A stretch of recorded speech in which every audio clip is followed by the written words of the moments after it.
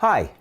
Today what we're going to talk about is a concept that is related to something that many people are familiar with. The term of meta-cognition is one that is really big right now in the science of learning literature.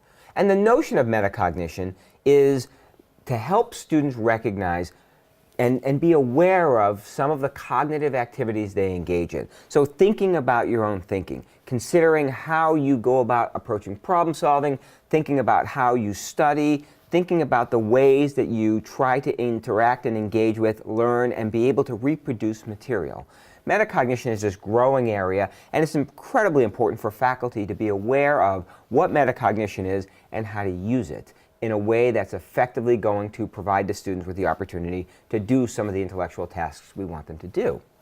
But I want to shift a little from metacognition today because many people have talked about it. There's videos out there on metacognition. You can read about it. There's websites. What I want to talk about is something a little different, and I like to call it meta-teaching.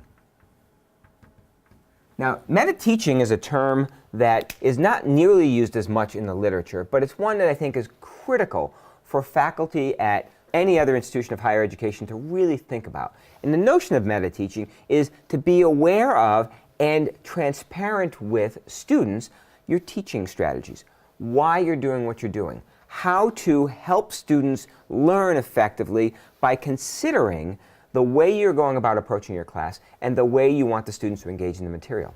Now, to talk about this in a way that is consistent with some of the other videos in this series, I want to talk about the notion that in a typical class, students come in and they sit and they listen to a faculty member. They may engage in some activities that are discussion-based. They may engage in some activities that are considered homework. They may write papers. They may engage in quizzes and exams.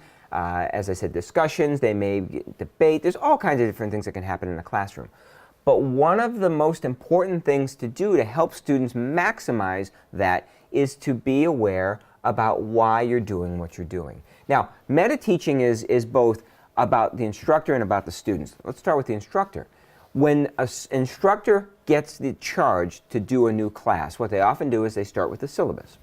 And in the syllabus, they start with, okay, what do I want the students to do? And they set out a series of activities, tests, reading assignments, quizzes, blog posts, discussion questions, etc., that they think are going to move the students to a certain point. However, I would argue that before a syllabus is even constructed, an instructor really ought to consider what I want the students to come away with and then design the course and think about how the activities will serve what you want the students to come away with. The notion of learning objectives is this idea that we set out before we even design a course, the skills and attitudes and knowledge we want students to have. So you set out the learning objectives first, and then you design the course to meet the learning objectives. Now I'm going to go even further than that and say that when an instructor designs their activities and their course to meet learning objectives, they ought to think about what the skills the instructor brings to the table, what the students might bring to the table, and the context of the course and the institution, how all that fits together. Because one of the things that happens sometimes with Centers for Teaching and Learning is that faculty come to a center director or a center staff member and they say, I need help doing this. And the center director or staff member can pull a book off the shelf and say, here, in this book by Jeff Karpicki, it says, if you do retrieval-based memory, students will learn more effectively. So the instructor says, okay, I got to do retrieval-based memory. I'll set up these quizzes and that'll really help the students. But if that instructor doesn't typically do quizzes, or if that instructor has a course that doesn't lend itself easily to the kinds of quizzes that Jeff Karpicki has shown to be effective at enhancing memory, then there's this disconnect. The instructor hasn't engaged in meta-teaching because the instructor hasn't thought about how that activity, that instructional process, which by the way is supported by science of learning, how that instructional practice doesn't work with the content of their course. Or it doesn't work with the way the instructor likes to deliver material or the way the instructor likes to engage with students. So the instructor needs to take a look at that and say, okay, there are parts of that that might be useful, but there are other things that might also be helpful. And how do I make that all work? Now, the other part of that besides the instructor is the students. Students get these activities. They get handed tests and papers and reading assignments, and they don't know why they're doing it. We tell them it's to learn, But that's not specific enough. Let's talk about one of the things that students do more than anything else in college classes. Students are supposed to read. They're supposed to engage in reading. The purpose of reading in any particular class is for students to be prepared for the material that they're going to talk about in class. However, reading is something that students don't quite have a handle on how to do at the higher ed level, because in the past lives, when they've been given reading before, they've been told reading is something that you do to look for themes, or you read like you read a novel. Reading in college is something students need to be shown how to do. Now, I know a lot of people think, well, that's remediation. That's not teaching students reading. It shouldn't happen in higher education. Students ought to know how to do this when they come in the door. But the fact is, if you give students a textbook to read, and you ask them to just read this and be prepared for class, there's a good chance your students will read the material, they will move their eyes across the page, they'll come to class, and they will have very little idea about what's in the reading. They need a purpose for the reading. They need to know why they're reading, and they need to know how to read.